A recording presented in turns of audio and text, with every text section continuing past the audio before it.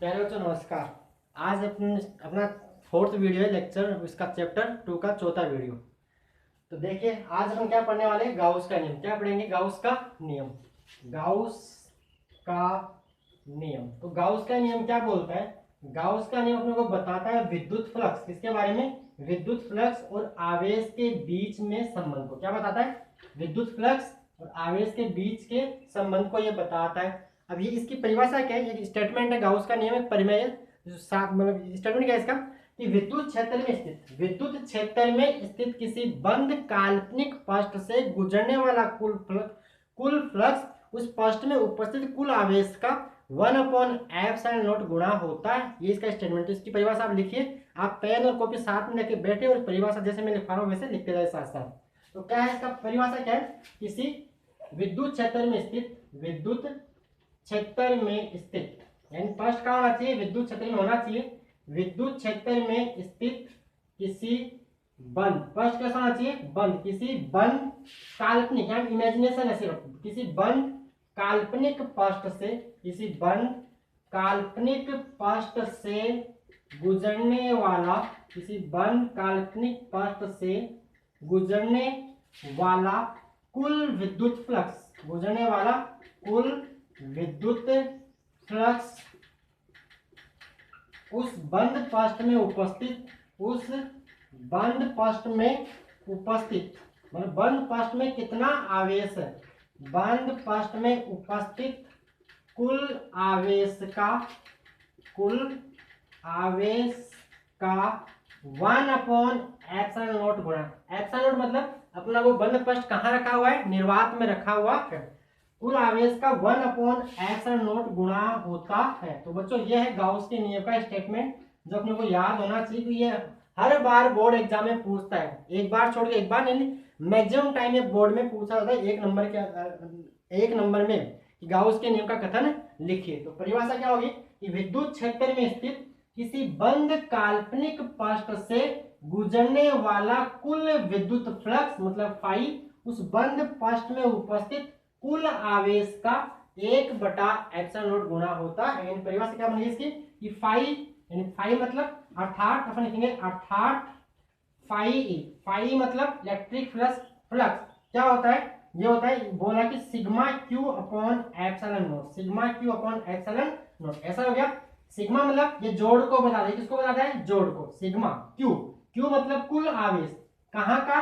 बंद पृष्ठ के अंदर का। इन मतलब अंदर का आवेश, उस बंद पृष्ठ में उपस्थित कुल आवेश का 1/ε0 यानी कुल आवेश जो है उसका 1/ε0 गुणा होता है। ये लिखा, इसको अपन ने ऐसा लिख दिया कि कुल आवेश का 1/1/ε0 गुणा होता है। ठीक है। और इसी के पहले अपने लेक्चर फर्स्ट के अंदर फ्लक्स का फॉर्मूला क्या पढ़ा था कि फाई ई बराबर close integral E vector dot ds vector. ये भी लिख सकते हैं। तो देखो यहां से फाई ई का मान ये कहां से? गाउस के नियम से। और अपन ने फ्लक्स का जो विद्युत फ्लक्स का जो फॉर्मूला पढ़ा था वो क्या था?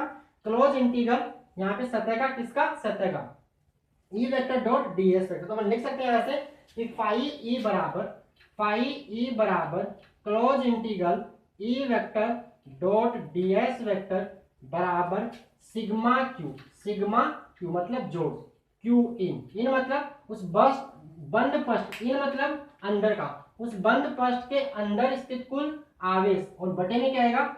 एप्सिलॉन नॉट, जहां पर एप्सिलॉन नॉट क्या होती है? निर्वात की विद्युतशीलता। एप्सिलॉन नॉट क्या होती है? निर्वात की विद्युतशीलता। तो बच्चों ये है गाउस का नियम। ये मैंने किसमें लिखा है? ये मैंने लिखा है निर्वात में। किसमें लिखा है? निर्वात में। अगर माध्यम में लिखना होगा तो अपन क्या कर देंगे? सिंपल इस एप्सिलॉन नॉट की जगह साथ में क्या जाएगा? इनटू में एप्सिलॉन आर और आ जाएगा, जहां पर एप्सिलॉन आर क्या है? उस माध्यम की आपेक्षिक विद्युतशीलता या परावैद्युता इसको अपन बोलते हैं। अब यहां तक नोट कीजिए पॉज करके। क्लियर? फिर इसको लिखते हैं। ये मैंने लिखा है निर्वात में। किसमें लिखा हुआ है? निर्वात में। अगर माध्यम में लिखना होगा तो यहाँ पर साथ में क्या लगा देंगे? एप्सिलॉन आर और लगा देंगे। क्लियर? तो यहाँ तक आप पॉज करके नोट कीजिए, फिर आगे लिखते हैं इसी को। ये लिख दिया निर्वात में।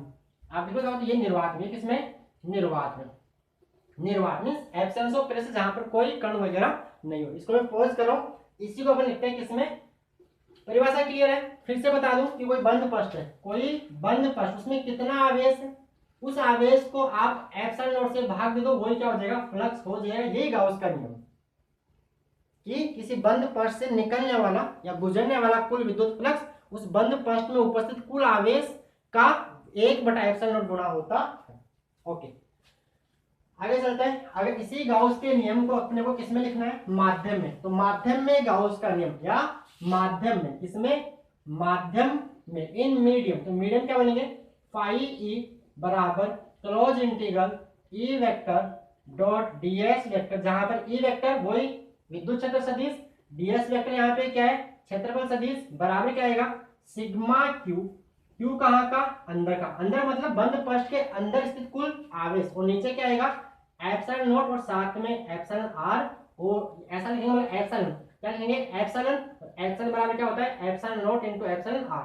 तो एक स्टेप चलो सीधा दे दे, क्या आएगा, एप्सिलॉन, तुम्हें क्या लिख रहा हूं इसकी जगह, एप्सिलॉन बराबर epsilon naught into epsilon r लिख रहा हूं। तो यहाँ पे कुछ नहीं करना होता है, अगर माध्यम में लिखना होता है तो इसके साथ गुणा में एप्सिलॉन आर और आ जाएगा, तो epsilon naught into epsilon r, ये हो गया माध्यम में गाउस का नियम।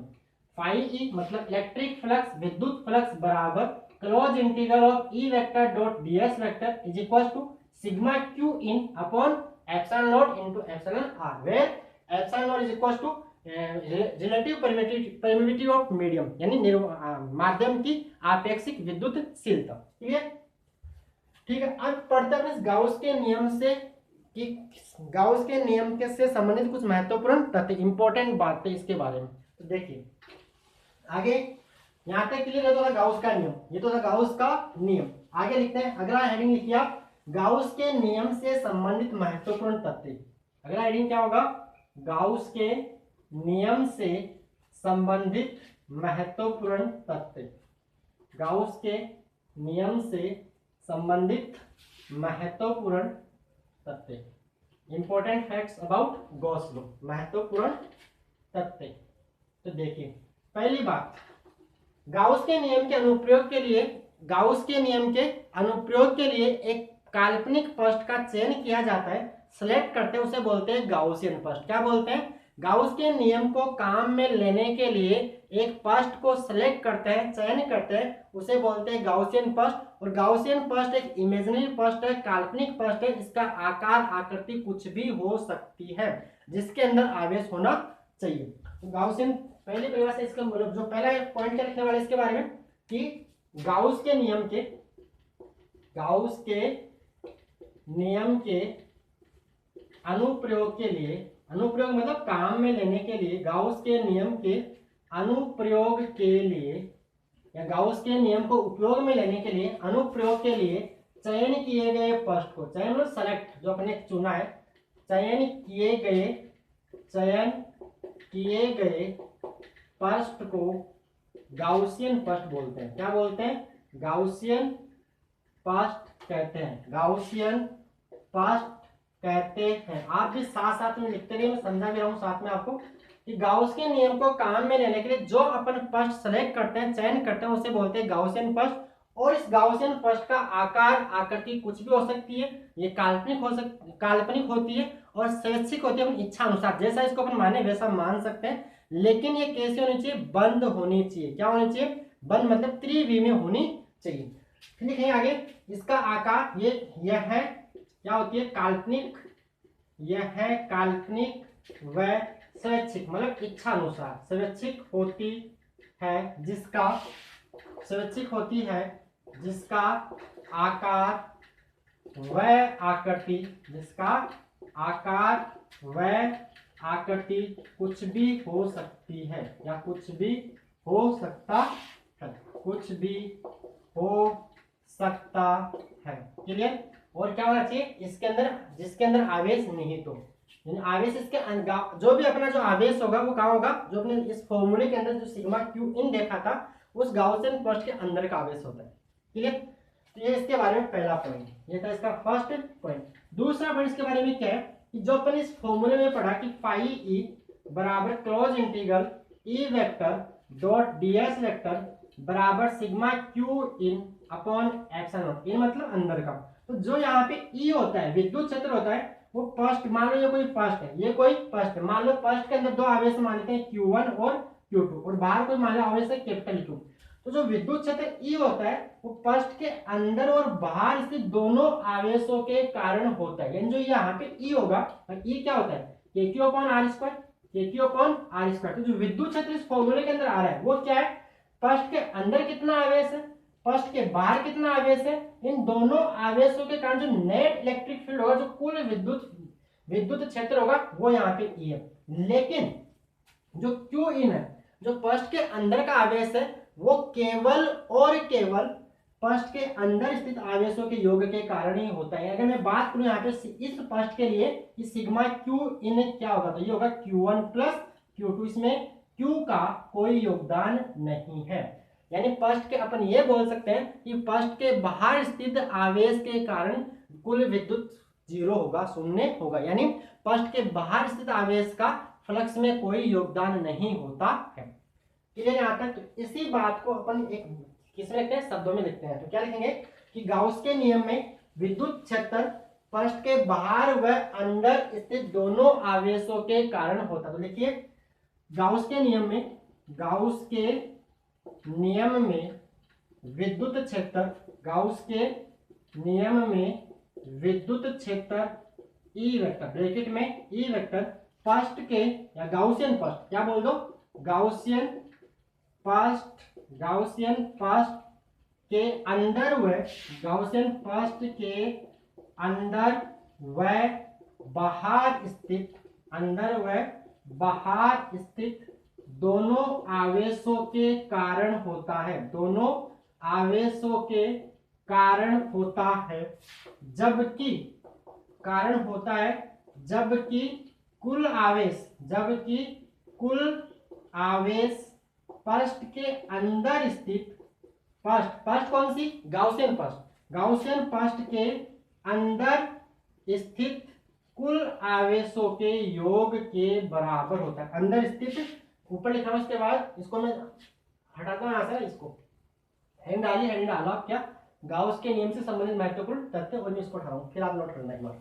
तो क्या बोला कि जबकि कुल आवेश फर्स्ट के अंदर स्थित कुल आवेशों के बीजगणितीय योग, कुल आवेशों के बीजगणितीय योग के बराबर होता है, बीजगणितीय योग के बराबर होता है। बीजगणितीय योग क्यों बोल रहा हूं, बीजगणितीय का मतलब समझते हो, क्योंकि आवेश कैसी राशि है, अदिश राशि। तो बीजगणितीय योग का मतलब ये हुआ कि चिन्ह के साथ जोड़ना है। अगर धन, जैसे मान लो एक आवेश है 5 कूलम, तो एक आवेश में मान लो माइनस का 2 कूलम, तो कुल कितना हुआ 5 प्लस माइनस 2 यानी 3 कूलम। जैसे मान लेते हैं अपने पास कि ये कोई फर्स्ट है, ये कोई मान लो बंद फर्स्ट है, जिसके अंदर 3 आवेश है, मान लो एक Q1, एक माइनस Q2 और मान लो एक Q3। तो नेट सिग्मा क्यू इन क्या होगा, सिग्मा क्यू इन क्या हो जाएगा, Q1 plus minus Q2 plus Q3, यानी क्या बन जाएगा, ये बन जाएगा Q1 minus Q2 plus Q3। तो क्लियर, आई होप आपको ये बात समझ में आई होगी कि विद्युत क्षेत्र दोनों आवेशों की वजह से होता है, बाहर और अंदर। लेकिन आवेश केवल और केवल फर्स्ट के अंदर कितना आवेश है उसी को देखना है, बाहर वाले आवेश से कोई लेना देना नहीं है। क्लियर? तो आप ये 2 पॉइंट नोट कीजिए, point number first, point number second यहाँ तक, एंड देन यहाँ तक। इस डायग्राम आप कुछ भी बना सकते हो, मैंने क्या बोला, गाउसियन फर्स्ट, टेडी मेडी, जो आपकी मर्जी जैसी बनाओ, लेकिन वो क्या होनी चाहिए, त्रिवी में फर्स्ट होनी चाहिए। क्लियर? ये थे 2 point. Point number third,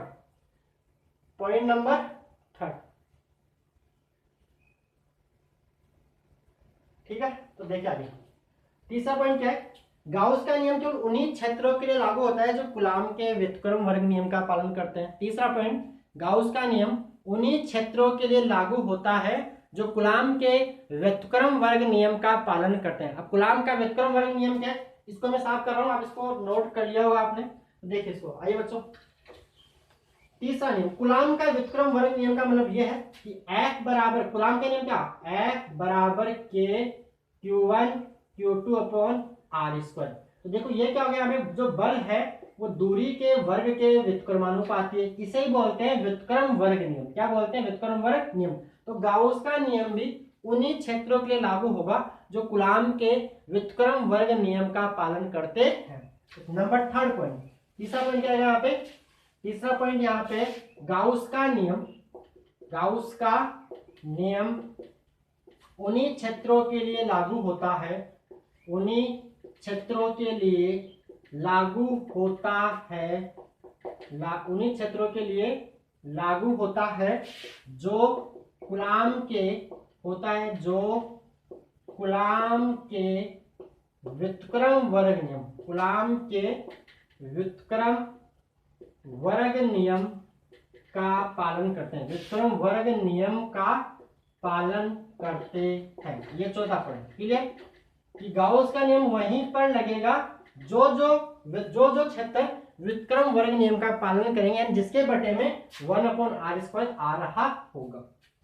number third point, ठीक है, यानी कूलाम वहीं लगने वाला है जहां पर व्युत्क्रम वर्ग नियम का पालन होगा। नंबर फोर्थ पॉइंट, गाउस का जो नियम है आवेशों की स्तर और गतिशील अवस्था पर निर्भर नहीं करता है कि आवेश रुका हुआ है कि आवेश चल रहा है। इससे गाउस के नियम को कोई लेना देना नहीं है। इसको लेना देना है कि आवेश उस बंद पृष्ठ के अंदर, मतलब गाउसियन पृष्ठ के अंदर आ जाना चाहिए। तो नंबर फोर्थ पॉइंट, गाउस का नियम, गाउस का नियम, गाउस का नियम स्थिर व बिंदु, स्थिर व स्थिर मतलब रुका हुआ, स्थिर व गतिशील, स्थिर व गतिशील दोनों आवेशों के लिए लागू होता है, दोनों आवेशों के लिए लागू होता है। नंबर फोर्थ पॉइंट, गाउस का नियम स्थिर व गतिशील दोनों आवेशों के लिए लागू होता है कि आवेश स्थिर हो चाहे आवेश गतिशील हो, दोनों के लिए लागू होगा। क्लियर? जबकि जो कूलाम का नियम था वो केवल और केवल स्थिर आवेशों के लिए लागू होता था। क्लियर? तो यहाँ पे लिखो यहीं पे, जबकि कूलाम नियम, जबकि कूलाम नियम, जबकि कूलाम का नियम, कूलाम में बड़ा, कूलाम नियम केवल व केवल, कूलाम नियम केवल व केवल, ओनली एंड ओनली, केवल व केवल स्थिर आवेशों के लिए लागू होता है, स्थिर आवेशों के लिए लागू होता है। क्लियर? गाउस का नियम है कि आवेश रुका हुआ है या चल रहा है उससे कोई फर्क नहीं पड़ रहा, यानी स्थिर व गतिशील दोनों आवेशों के लागू होता है। जबकि कूलाम का नियम केवल और केवल स्थिर, अपना चार्ज किस होना चाहिए, रेस्ट होना चाहिए, रुका होना चाहिए, तभी लागू होगा। ये तो चौथा point. Number 4 point, number 5, number 5, तो आप यहाँ इन दोनों पॉइंट्स को नोट कीजिए, इन दोनों पॉइंट्स को आप नोट कर लो पॉज करके, फिर नंबर 5 पॉइंट पे चलते हैं। समझ में आ रहा होगा? ठीक है, आसान थ्योरी, अब थ्योरेटिकल चैप्टर है थोड़ा सा, तो थोड़ा आपको भी ऐसा बोरिंग लग रहा है, क्या ये बोरिंग पढ़ा रहा है ऐसे ना। अब है थ्योरी पढ़नी पड़ेगी, डेरिवेशन के हिसाब से नहीं, न्यूमेरिकल के हिसाब से, थ्योरी में थ्योरी के हिसाब से। मैं लिख इसलिए रहा हूँ कि आप भी मेरे साथ साथ लिखते रहो। आपको लग रहा है स्पीड मेरी धीरे है तो आप × 2 पे कर सकते हो, तेज है तो 0.75 या 0.50 पे कर लो, फिर वैसे आराम से पढ़ाओ, वैसे बिल्कुल जैसे किसी ने शराब पी रखी है वैसे आराम से। नंबर 5 पॉइंट क्या है?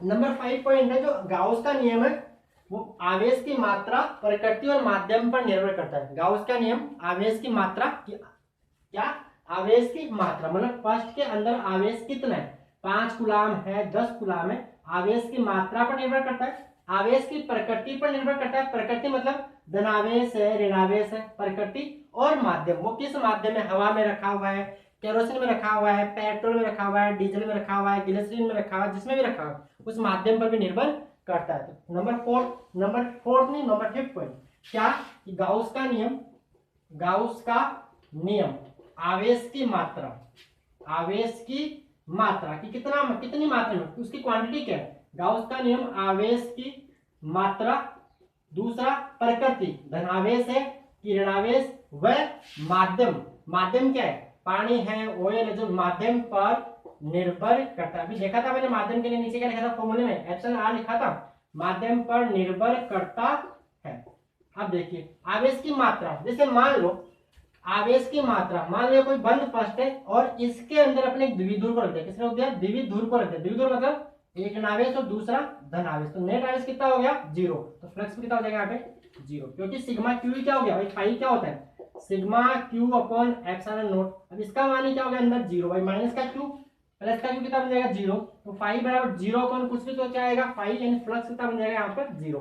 तो आवेश की मात्रा कितनी है भाई 0 होगी। प्रकृति धनावेश ऋणावेश पर भी निर्भर करेगा। मान लो कुल आवेश धनावेश है, टोटल क्या है टोटल चार्ज, मान लो जो सिग्मा क्यू इन है, sigma q in greater than 0 है तो फ्लक्स बाहर निकलेगा, अपन ऐसा मानेंगे।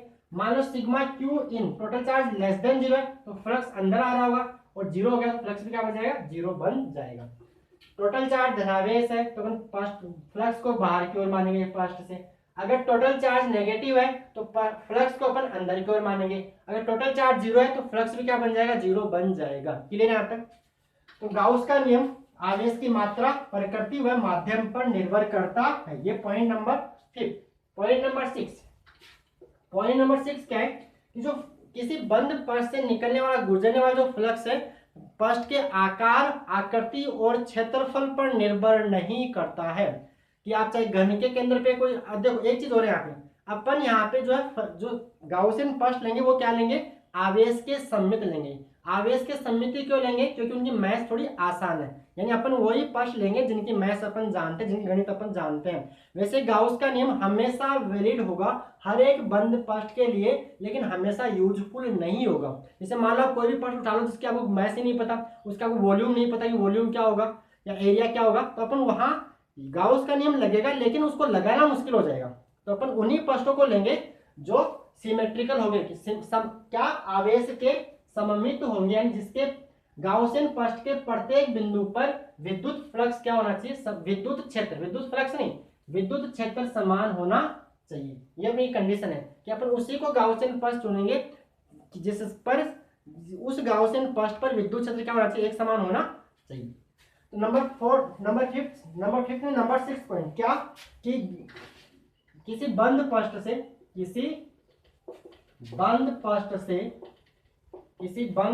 से निर्गत कुल फ्लक्स, निर्गत बोल दो चाहे गुजरने वाला बोल दो, किसी बंद पृष्ठ से निर्गत कुल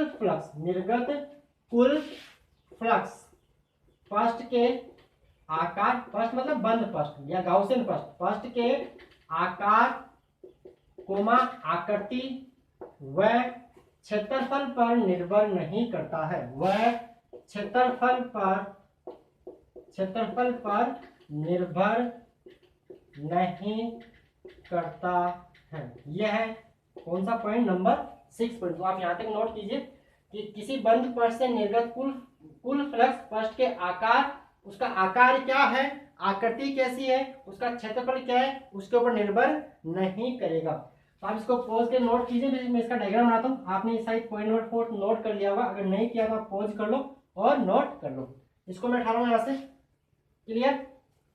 अब आकार आकृति और क्षेत्रफल पर निर्भर नहीं करता, इसका मतलब क्या कि मान लेते अपने पास ये कोई घर है, क्या है कोई क्यू, और अपन ने क्यू आवेश को इसके केंद्र पर रख दिया, क्यू आवेश को इसके केंद्र पर रख दिया। कहाँ पे रखा है, सेंटर पर रखा है। तो इससे कितना फ्लक्स बाहर निकलेगा, Q upon epsilon not, Q upon sigma Q क्या होगा, इसके अंदर कुल आवेश कितना है क्यू अपॉन एप्सिलॉन नॉट। दूसरा मान लो अपने पास कोई, मान लेते हैं ये कोई सिलेंडर है, कोई बैलन है, और बैलन के केंद्र पर एक आवेश रखा हुआ है क्यू, तो इससे भी फ्लक्स कितना निकलेगा Q upon epsilon not, Q upon epsilon not. और मान लो अपने पास जैसे कोई शंकु है, क्या है शंकु, और अपन इसके शंकु के सेंटर में कहीं पे, इसके जस्ट सेंटर में एक आवेश रख दिया क्यू, तो फाई क्या आएगा क्यू अपॉन एप्सिलॉन नॉट। इसका मतलब क्या कि उसका आकार क्या है, उसकी आकृति क्या है, उसका क्षेत्रफल क्या है, उसके ऊपर फ्लक्स डिपेंड नहीं करता है, उसके ऊपर फ्लक्स डिपेंड नहीं करता है। क्लियर है बात, आए कि नहीं समझ में कि पृष्ठ का आकार क्या है, आकृति क्या है, क्षेत्रफल क्या है, उससे फ्लक्स, उसके ऊपर फ्लक्स डिपेंड नहीं करता है।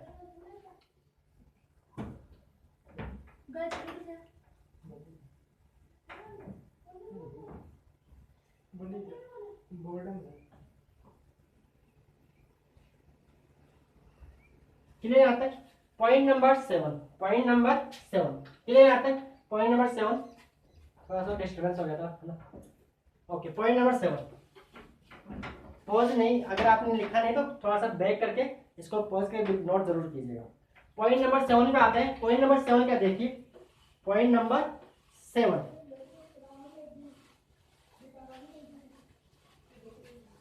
पॉइंट नंबर 7 ये क्या होता है कि मान लो कोई गाउसियन फर्स्ट है, कोई गाउसियन फर्स्ट किसी विद्युत क्षेत्र में रखा हुआ है, असमान हो चाहे समान हो, और उसके अंदर कोई आवेश नहीं है, तो उसे निर्गत फ्लक्स 0 होगा। क्या कि अगर कोई फर्स्ट मान लो, अब मैंने बेलनाकार मान लिया, ऐसा मैंने एग्जांपल नंबर 2.2 भी किया था, आपको याद हो तो यही एग्जांपल था, उससे कुल फ्लक्स कितना आया था, 0 आया था। कितना आया था, 0। तो यही नियम है कि अगर कोई गाउसियन फर्स्ट या कोई बंद फर्स्ट, अगर कोई गाउसियन फर्स्ट या कोई बंद फर्स्ट किसी एक समान या असमान, या तो एक समान विद्युत क्षेत्र मींस विद्युत क्षेत्र रेखाएं परस्पर बराबर दूरी पर हो, या फिर विद्युत क्षेत्र क्या हो, असमान हो। मान लो फर्स्ट तो वही है, लेकिन विद्युत क्षेत्र रेखाएं क्या है, यानी विद्युत क्षेत्र असमान, मतलब विद्युत क्षेत्र रेखाएं दूर दूर, विद्युत क्षेत्र रेखाएं दूर दूर, ये हो गया ई वेक्टर। देखिए यहाँ पर विद्युत क्षेत्र प्रबल है, स्ट्रॉन्ग है, और यहाँ पर विद्युत क्षेत्र क्या है, कमजोर है। अगर कोई गाउसियन फर्स्ट जिसके अंदर कुल आवेश, इन फर्स्ट के अंदर कोई आवेश नहीं है, तो इससे निकलने वाला कुल फ्लक्स 0 होगा। क्या कि अगर कोई गाउसियन फर्स्ट या कोई बंद फर्स्ट किसी समान या असमान विद्युत क्षेत्र में रखा हुआ है, तो उससे निकलने वाला कुल फ्लक्स 0 होगा। तो ये क्या हो गया, समान विद्युत क्षेत्र में बंद फर्स्ट, ये क्या हो गया, समान विद्युत क्षेत्र में बंद फर्स्ट, और ये क्या हो गया, असमान विद्युत क्षेत्र में फर्स्ट, असमान विद्युत क्षेत्र में बंद फर्स्ट। तो इससे भी फ्लक्स कितना होगा, इससे भी फ्लक्स 0 होगा। कितना होगा, यहाँ भी फाई 0 होगा, यहाँ भी फाई 0। फाई मतलब बंद फ्लक्स। बात समझ में आ रही है कि नहीं आ रही। अगर कोई गाउसियन फर्स्ट या कोई बंद फर्स्ट समान या असमान कैसे भी विद्युत क्षेत्र में रखा हुआ हो, तो उससे कुल फ्लक्स 0 होगा। और बच्चों अगर आप ढंग से आप पढ़ रहे हो और इस बुक का एग्जाम्पल नंबर 2.2 आपने किया है, तो एग्जाम्पल नंबर 2.2 यही था। ठीक है, अब यहाँ पे 0 क्यों है, इसका रीजन भी है क्योंकि इसमें जितनी लाइन घुसी, जितनी विद्युत क्षेत्र रेखा इसके अंदर आई, उतनी क्या चली गई, बाहर निकल गई। जितनी इसके अंदर आ रही है उतनी बाहर जा रही है, मतलब जितनी घुसी उतनी बाहर निकली, तो बची कितनी, टोटल 0 हो गई। आया कि नहीं समझ। अगर आप घुसने को नेगेटिव मानते हो, घुसने को अगर आप नेगेटिव मानते हो और बाहर को आप पॉजिटिव मानते हो, तो जितना नेगेटिव आया उतना ही पॉजिटिव, तो नेट कितना हो गया, 0।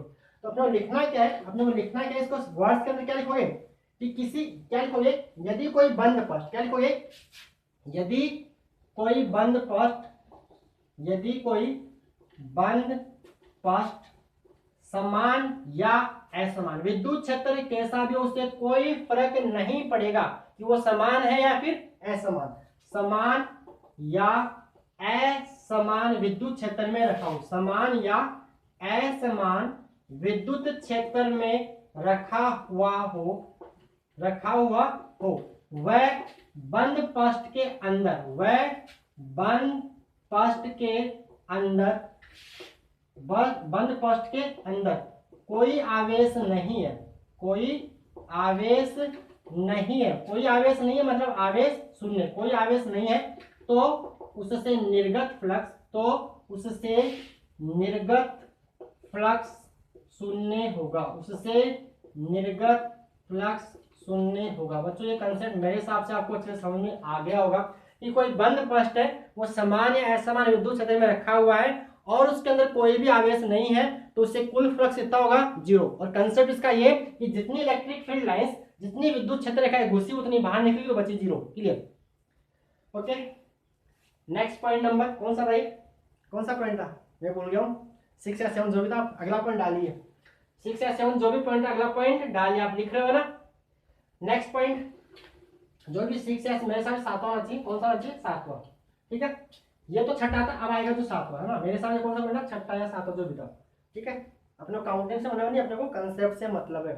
क्लियर, अगला पॉइंट क्या है, इसको आप पॉज के नोट कर लीजिए। Clear clear clear. Next point ये है कि यदि कोई सममित फलक हो, क्या हो, यदि किसी सममित पृष्ठ में या किसी सममित बंद पृष्ठ में, किसी सममित बंद पृष्ठ में n सममित फलक हो, या ऐसा बोल देते हैं, क्या बोल रहा हूँ, किसी बंद पृष्ठ में n सममित फलक हो और उसके अगर कोई आवेश उसके केंद्र पर रखा हो, कोई आवेश उसके केंद्र पर रखा हुआ हो, तो उसके प्रत्येक फलक से गुजरने वाला फ्लक्स जो होता है वो होता है Q/N। क्या होता है, नहीं, प्रत्येक फ्लक्स से फाई प्रत्येक आएगा, फाई प्रत्येक आएगा पाई बटा n, पाई बटा n। नहीं आया समझ में, तो लिखते हैं पहले फिर समझाते हैं। क्या लिखे, लिखे, यदि किसी बंद पृष्ठ में, यदि किसी बंद पृष्ठ में, यदि किसी बंद पृष्ठ में n मतलब 4 है, 6 है, इन सममित 4, 6, 8 इन सममित फलक होने चाहिए। फलक समझते हो, जैसे घन की बात करें तो उसमें 6 सममित फलक है, वो 6 के 6 क्या है, सारे के सारे वर्गाकार होते हैं, क्लियर। तो ऐसे, तो यदि किसी बंद पृष्ठ में n सममित फलक है, n सममित फलक है, n सममित फलक मतलब फेसेज है, फेस है, तो उसके प्रत्येक फ्लक्स से है, तो उसके प्रत्येक फ्लक्स से, प्रत्येक फ्लक्स से गुजरने वाला कुल फ्लक्स, प्रत्येक फ्लक्स से गुजरने वाला फ्लक्स, गुजरने वाला फ्लक्स क्या होता, जो टोटल फ्लक्स है फाई टी मतलब टोटल फ्लक्स में n का फाई t/n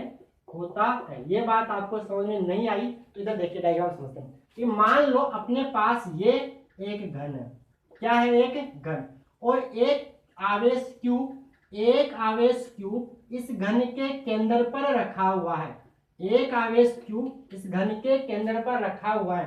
तो अभी मैंने आपको बताया इससे कुल फ्लक्स कितना निकलेगा, गाउस के नियम से, गाउस के नियम से, गाउस के नियम से कुल फ्लक्स, गाउस के नियम से कुल फ्लक्स कितना आएगा, फाई टी।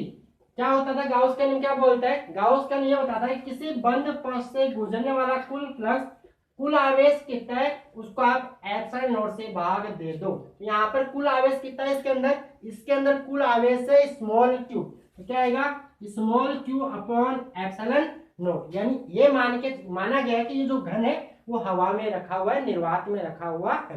अगर किसी माध्यम में होता तो साथ में यहाँ पर एप्सिलॉन r और आ जाता, लेकिन यहाँ अपन ये मान रहे कि जो ट्यूब है, जो बंद पृष्ठ है, वो निर्वात में वैक्यूम में रखा हुआ है। ठीक है, अब मैं पूछूं इसके प्रत्येक फ्लक्स से कितना, प्रत्येक फलक से कितना फ्लक्स बाहर निकलेगा, प्रत्येक फ्लक्स से कितना फ्लक्स बाहर निकलेगा।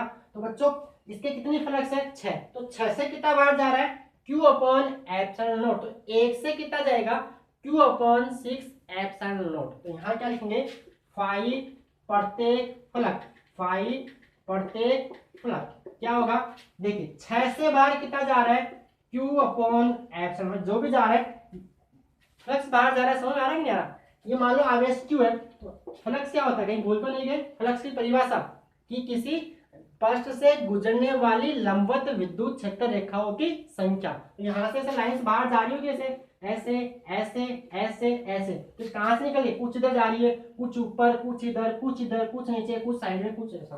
क्लियर। तो यहाँ से तो 6 से जा रहा है Q/एप्सिलॉन नॉट, 6 से कितना जा रहा है, Q/एप्सिलॉन नॉट। तो 1 से कितना जाएगा, 1 से Q/एप्सिलॉन नॉट/6, तो ये कहाँ आ जाएगा नीचे, तो क्या आ जाएगा Q/6 epsilon not, Q/6 epsilon naught. तो फाई प्रत्येक फलक कितना हो गया, आंसर समझ में आया कि नहीं आया, कितना, Q/6 एप्सिलॉन नॉट। क्लियर। इसी में सवाल पूछ ले कि फाई प्रत्येक सिरस, फाई प्रत्येक सिरस, फाई प्रत्येक सिरस, तो बताइए क्या होगा, इसमें कितने सिरस है, 8 है भाई, 1 2 3 4 5 6 7 एंड 8। तो 8 सिरस से बाहर कितना निकल रहा है, Q/एप्सिलॉन नॉट, Q स्मॉल, Q/एप्सिलॉन नॉट। 1 से कितना जाएगा, 8 का अपन डिवाइड लगा देंगे यहाँ पे, तो Q/एप्सिलॉन नॉट/8, तो ये क्या देगा Q/8 एप्सिलॉन नॉट। तो यहाँ पे क्या आएगा, फाई प्रत्येक से कितना देगा, Q/8 एप्सिलॉन नॉट। इसी प्रकार में यहाँ पूछ लूं कि फाई प्रत्येक कोर, फाई प्रत्येक कोर एजेस, तो इसमें कितने एजेस है, कितने कोर है इसके अंदर, 12 है। नहीं समझ, जिस रूम में आप बैठे हो उसके कोने गिन लो, कितने कोने उसके अंदर, ठीक है। तो यहाँ पे कितने हैं, 12 है। 1 2 3 4 5 6 7 8 9 10 11 12, सही गिना है मैंने। 4 ऊपर, 4 साइड में, 4 नीचे, कितने हो गए, 12। तो 12 कोरों से कितना बार जा रहा है, Q अपॉन एप्सिलॉन नॉट। तो 1 से कितना जाएगा, Q upon epsilon not upon 12, यानी Q अपॉन 12 एप्सिलॉन नॉट। तो 5 प्रत्येक कोर, क्या लिखेंगे, 5 प्रत्येक कोर कितना आएगा, ये आएगा Q अपॉन 12 एप्सिलॉन नॉट। आपको ये बात समझ में आई होगी, मैंने एग्जाम्पल समझाया। अभी इसके ऊपर 2 एग्जाम्पल और करेंगे जिससे आपका कंसेप्ट क्लियर हो जाएगा। और बच्चों ऐसे सवाल नीट वगैरह में, जेई मेन वगैरह में डायरेक्ट पूछे जाते हैं, और ऐसे सवाल पूछे गए, कई बार पूछे गए। नीट में तो जनरली पूछे जाते हैं, और सीधा कुछ नहीं करना होता है, कंसेप्ट पता होना चाहिए, आंसर सीधा निकलता है।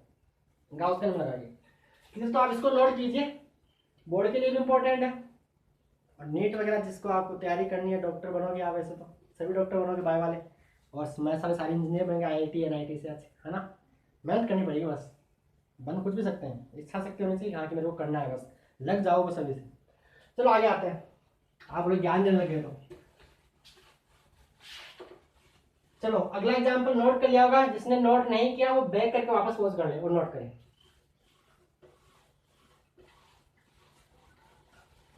ट्यूशन इसी में एग्जाम्पल, इसी कंसेप्ट का एग्जाम्पल। मान लो अपने पास ये घन है, अपने पास ये घन है, और एक आवेश इस घन के कहाँ रखे, मान लो यहाँ रखा। इस बार सेंटर में नहीं है, जो इस बार जो आवेश है इसके दाएं फलक के केंद्र पर रखा हुआ है, इसके दाएं फलक के केंद्र पर रखा हुआ है। तो बच्चों करना क्या होता है, गाउस के नियम में अपने को सिमेट्री देखनी होती है, सममिति देखनी होती है, सममिता देखनी होती है। तो अपन क्या करें, इसको सेंटर में लाने के लिए क्या करें, इतने ही इसी साइज का एक घन इस साइड में और रख दे, इसी साइज का एक घन इस साइड में और रख दे। मतलब डायग्राम, मेरी पेंटिंग थोड़ी वैसे ज्यादा अच्छी है, आप क्या सोच रहे थे खराब है। ऐसे मान लो अपन ने एक घन और रख दिया, आ गया समझ कि एक घन ऐसे और रख दिया। अब देखिए क्या हो जाएगा, सेंटर में आ गया, क्या हो गया, सेंटर में आ गया। तो अब देखिए इससे कुल फ्लक्स कितना निकलेगा, ये बंद पृष्ठ बन गया। तो गाउस के नियम से, गाउस के नियम से कुल फ्लक्स फाइटी मतलब टोटल फ्लक्स कितना आएगा, Q अपॉन एप्सिलॉन नॉट। अब मैंने क्या पूछा था कि आप इस घन से बताइए, फाई क्या बताना आपको, तो घन बताना था, क्या बताना था, फाई घन।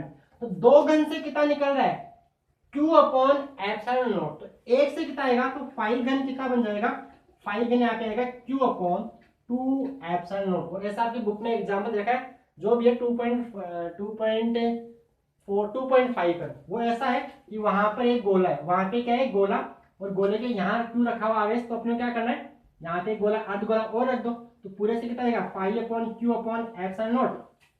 तो अर्ध गोले से कितना आएगा, फाई बराबर Q अपॉन 2 एप्सिलॉन नॉट। आपकी बुक का example number 2.5 as it is ditto यही है, ठीक है। ऊपर एक गोला और रख दो। अगर आपको ये समझ में आ रहा है तो इसमें कुछ नहीं, आप दिमाग और लगाना, वैसे मैंने बता दिया, ठीक है। तो ये हो गया फाई घन। अब मैं यहाँ से फाई प्रत्येक फलक पूछ लूं, तो इसी में अगर आपसे फाई प्रत्येक फलक पूछूं तो क्या आएगा।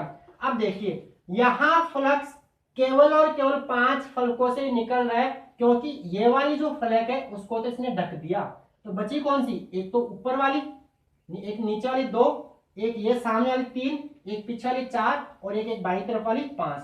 तो देखो 5 से कितना बाहर निकल रहा है, 5 फलकों से बाहर निकल रहा है Q अपॉन 2 एप्सिलॉन नॉट। तो एक से कितना निकलेगा, इस 5 के नीचे भाग दे दो, तो Q upon 2 epsilon not upon 5, यानी Q अपॉन 10 एप्सिलॉन नॉट। तो यहाँ पर इस वाले केस में 5 प्रत्येक फलक क्या हुआ, 5 प्रत्येक फलक यहाँ पे हुआ Q upon 10 epsilon not. Okay, I hope आपको ये बात समझ में आई होगी। तीसरा एग्जांपल एक और लेते हैं जिससे और क्लियर कंसेप्ट बना करें, उसके बाद इस लेक्चर को करते हैं समाप्त, और फिर स्टार्ट करेंगे अगला लेक्चर। गाउस के नियम का प्रूफ अगले लेक्चर में देखेंगे, नहीं तो बड़ा हो जाएगा, ठीक है। एग्जांपल नंबर 3, एग्जांपल नंबर या और नोट कर लो, क्लियर है।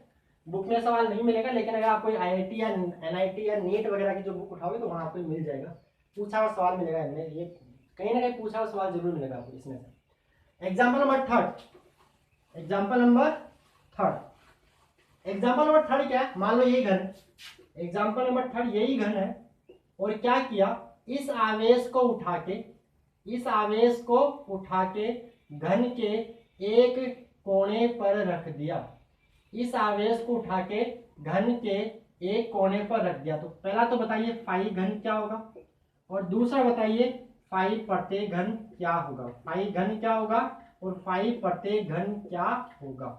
क्लियर, फाई घन क्या होगा और फाई प्रत्येक घन क्या होगा।